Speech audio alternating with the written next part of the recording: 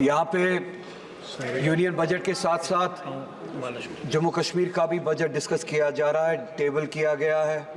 Discuss तो नहीं किया जा रहा है, टेबल किया गया है, क्योंकि डिस्कशन में अभी तक सिर्फ एक मेंबर के अलावा जो कि जम्मू कश्मीर से ताल्लुक़ रखते हैं, उनके अलावा जम्मू कश्मीर के हवाले से किसी ने बात नहीं की। चेयरमैन साहब, आपके ज़रिए मैं ये बात बताना चाहता हूँ यहाँ पे इस ऐवान को कि ये बजट का यहाँ पे होना, जम्मू कश्मीर का बजट पार्लियामेंट में प्रेजेंट करना, पार्लियामेंट के ज़रिए बनाया जाना, यूनियन गवर्नमेंट के ज़रिए बनाया जाना, ये एक सोवरेन बिट्रेयल है, धोखा है जम्मू कश्मीर के लोगों के साथ। ये डेमोक्रेसी के साथ एक बहुत बड़ा मजाक है जो जम्मू कश्मीर के लोगों के साथ किया जा रहा है। डेमोक्रेसी में इस तरह के फैसले लोग खुद लेते हैं, अपने ज़रिए लेते हैं, अपने लिए लेते हैं, जिसे कहते हैं democracy, by the people, for the people, of the people. मगर आप देखें, जम्मू कश्मीर का बजट जम्मू कश्मीर के लोग नहीं बनाते, जम्मू कश्मीर की स्टेट नहीं बनाती है। आज 70 साल के बाद जम्मू कश्मीर के लोगों के साथ इतना बड़ा धोखा किया गया और उस रियासत को इस हद तक गिराया गया कि उससे उसका बजट, उसके फैसले करने का हक भी छीना गया। उन वादों के प्रिंसिपल्स के बरक्स, जिन प्रिंसिपल्स के बुनियाद पे हमने इस यूनियन के साथ एक्सेशन किया था कि हम अपने फैसले खुद लेंगे, ये स्टेट, जम्मू कश्मीर की स्टेट अपने फैसले खुद लेंगे, अपना रास्ता खुद बनाएगी, और वो इख्तियार और वो पावर इस यूनियन के कॉन्स्टिट्यूशन ने हमें दिया था। आज आप देखिए, हमें न सिर्फ अपने फैसले लेने का इख्तियार नहीं है, न सिर्फ अपने बारे में फैसले और रास्ते बनाने का इख्तियार नहीं है, बल्कि हम पे फैसले थोपे जाते हैं। बजट यहाँ पे बनाया जाता है। आज आप मुझे बताइए, हर एक रियासत का, हर एक स्टेट का बाशिंदा यहाँ पे बैठा हुआ है। किस स्टेट में ऐसा होता है कि उस स्टेट का बजट वो स्टेट खुद ना बनाए, उन पे वो थोपा जाए, वो फैसले उन पे थोपे जाए। हमसे हमारा हक छीना गया, हमसे हम हर तरह के वो डेमोक्रेटिक राइट्स जो उस स्टेट के बनते थे 2019 में आपने छीने। 370 एक कड़ी थी जिसके ज़रिए हम इस मुल्क से जुड़े थे, और उस आइन के उस आर्टिकल के ज़रिए हमें वो हुकूक दिए जाते थे, हमें हमारे सब्जेक्ट्स पे लेजिस्लेट करने का हक दिया जाता था। हमसे पूछे बगैर 370 यहाँ पे छीना गया, हमसे पूछे बगैर हमारे खिलाफ फैसले लिए गए, हमसे पूछे बगैर हमारा स्टेटस, हमारा डेमोक्रेटिक राइट हमसे छीना गया। नतीजा ये है कि आप आज कहते हैं कि जम्मू कश्मीर यूनियन टेरिटरी है, जिसे मैं आज भी कबूल नहीं करता हूँ। एक ऐसी रियासत जिसके पास अपनी लेजिस्लेटिव पावर थी, कॉन्स्टिट्यूशनल पावर थी, आज उनके पास कुछ नहीं है। नतीजा ये निकला कि बजट यहाँ पे बनाया जाता है और उस बजट में मजाक किया जाता है जम्मू कश्मीर के लोगों के साथ। एम्प्लॉयमेंट के हवाले से आप देखिए, जम्मू कश्मीर की रियासत 2019 के बाद आज पहली बार 70 सालों में पहली बार अनएम्प्लॉयमेंट मुल्क में सबसे ज़्यादा है जम्मू कश्मीर है। इनके अपने आदाद शुमार पहले नंबर पे या दूसरे नंबर पे आज पहली बार, क्योंकि हमसे हमारे इख्तियारात छीने गए, डिसीजंस हम नहीं लेते, आपका वाइस रॉय वहाँ पे डिसीजन लेता है, जिसे आप LG कहते हैं। नतीजा ये निकला, अनएम्प्लॉयमेंट सबसे ज़्यादा है। अनएम्प्लॉयमेंट इतनी ज़्यादा है कि अब अगर लोग वहाँ पे अप्लाई करना भी चाहते हैं, आपके पास उतने रिसोर्सेज नहीं है, जगह नहीं है जिनके ज़रिए आप वो जो ज़रूरत है वो पूरा कर सके, वो एम्प्लॉयमेंट दे सके। एम्प्लॉयमेंट के हवाले से आप बहुत सारी लेवल्स पे जम्मू कश्मीर के लोगों के साथ जंगें लड़ रहे हैं। नई रिजर्वेशन पॉलिसी यहाँ पे लागू की गई, हमने नहीं बनाई, जम्मू कश्मीर के लोगों ने नहीं बनाई, यहाँ पे बनाई गई और वहाँ पे थोपी गई। 70% रिजर्वेशन बढ़ाई गई, ओपन मेरिट को 30% तक कम किया गया। ओपन मेरिट के लिए अब जगह सिर्फ 30% बनती है।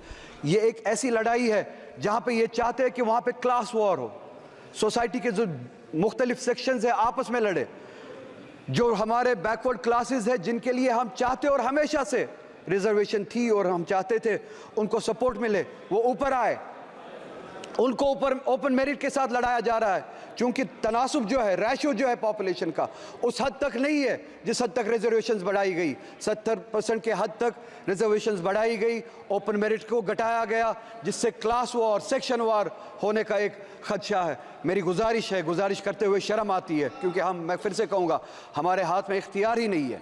इन्हें भी सोचना चाहिए, एक रियासत है जहाँ पे हमें अब उस हद तक गिराया गया है कि यहाँ के भीख मांगनी पड़ती है, हम अपने फैसले नहीं ले पाते। इनसे गुजारिश है ओपन मेरिट को या सुप्रीम कोर्ट की जो कैप है उस हद तक रखे, या पॉपुलेशन का जो रेशियो है, पॉपुलेशन के हिसाब से जो कैटेगरीज है, पॉपुलेशन का जो रेशियो है उस हिसाब से आप रिजर्वेशन करें, ताकि वो जो ओपन मेरिट पे इस वक्त तलवार चल रही है वो ना हो। हमारे लोग वहाँ पे इसका खामियाजा उठा रहे हैं। इसी के साथ साथ हमारे जो वैकेंसीज फिल करने के लिए जो डिले हुआ था कोविड की वजह से, कोविड से पहले हम स्टेट पे ताला लगाया गया था 2019 में, अगर यहाँ पे सबको याद हो।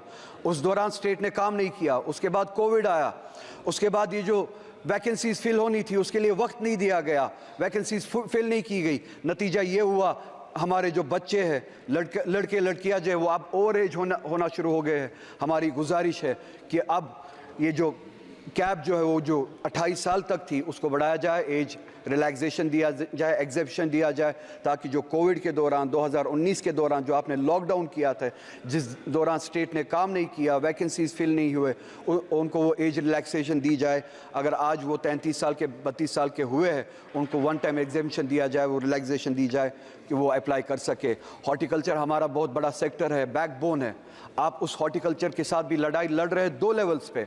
चेयरमैन साहब, आपके जरिए इन्हें बताना चाहता हूं, एक टॉक्सिक हमारी खाद वगैरह जो हमारे लिए पेस्टिसाइड्स यहाँ से भेजी जाती है, जानबूझ के टॉक्सिक भेजी जाती है, जिससे हमारे पेड़ पौधे ख़राब किए जाते हैं। दूसरी लेवल पे हमारा जो सेब कश्मीर से आता था उसको पिछले साल, अगर आपने सुना हो, रोका गया और यहाँ से मुल्क से बाहर, चाहे वो ईरान से हो चाहे USA से हो, सेब लाया जाता है without tax, without import duty सेब लाया जाता है। यहाँ की मार्केट मंडियाँ भरी गई है बाहर के सेब से जिन पे इंपोर्ट ड्यूटी नहीं लगाई गई।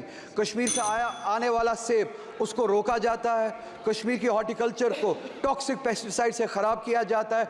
2 लेवल्स पे हमारे साथ जंग लड़ी जाती है। हमारी इकोनॉमी को कमज़ोर किया जाता है, हमारे हॉर्टिकल्चर को कमज़ोर किया जाता है। मेरी गुजारिश है, हम चाहते हैं, जम्मू कश्मीर की आवाम चाहती है कि इंपोर्ट ड्यूटी लगाई जाए, जो बाहर से सेब आता है उस पर इंपोर्ट ड्यूटी लगाई जाए, और जो ये टॉक्सिक पेस्टिसाइड हमें भेजा जाता है उस हवाले से काम किया जाए। ये पेस्टिसाइड हमारे बीच ना भेजा जाए, हमारे साथ इस तरह की जंगें ना लड़ी जाए। हमें जी हाँ, मैं वो बात भी करूँगा। वक्त मेरे पास ज़्यादा नहीं है, आपका हाथ घंटी पे है, हमारे साथ हर तरह की ज़्यादती होती है, वक्त भी उसी तरह की एक ज़्यादती है, मैं जानता हूँ। मैं एक बार ना चाहते हुए यहाँ पे दोहराना चाहता हूँ, मैं यहाँ पे इलेक्शन की भीख मांगने के लिए नहीं आया हूँ। मैं यहाँ पे अपना स्टेटस और अपना कॉन्स्टिट्यूशनल राइट जो 370 के ज़रिए हमें दिया गया था वो मांगने आया हूँ। मगर जाते जाते यहाँ पे ये इस वक्त की स्पीच कंक्लूड करते करते चेयरमैन साहब, आपके ज़रिए पूरे मुल्क को याद दिलाना चाहता हूँ कि सुप्रीम कोर्ट ने इस गवर्नमेंट को डायरेक्शन दी थी कि सितंबर तक वहाँ पे डेमोक्रेटिक गवर्नमेंट कायम की जाए। सुप्रीम कोर्ट की डायरेक्शन के मुताबिक अगले महीने सितंबर का महीना शुरू होने वाला है, मगर अभी तक, बस एक मिनट में कंक्लूड कर रहा हूँ, अभी तक वहाँ के डेमोक्रेटिक वहाँ के इलेक्शन के लिए अभी भी कोई प्रोसेस शुरू नहीं हुआ है। आपसे गुजारिश है, डेमोक्रेसी के लिए, for the spirit of democracy, उन्हें डायरेक्शन दे, कम से कम सुप्रीम कोर्ट की डायरेक्शन पे अमल करे और वहाँ पे इलेक्शंस कराए। और यहाँ पे जैसे कि अखिलेश जी ने कहा, सीटें अगरचे इन्होंने बढ़ाई है, जो ये मुल्क भर में रिजर्वेशन और पिछड़े हुए क्लासेस के बारे में बातें करते हैं, उस हवाले से ये जवाब दे बजट में और अपने प्लान में जम्मू कश्मीर की असेंबली में इन्होंने उस हवाले से क्या किया है। मैं आपका बहुत ही ज़्यादा शुक्रगुजार हूँ, आपने मुझे वक्त दिया, वक्त मिलता तो बहुत ज़्यादा कहता। इन सभी से गुजारिश है कि ये जो हमने बातें की हैं इन पर गौर करे और हमारी तरफ से भी बात करे, इनका अटेंशन फोकस जम्मू कश्मीर की तरफ ले, हमारे मसले हल कराए। बहुत बहुत शुक्रिया।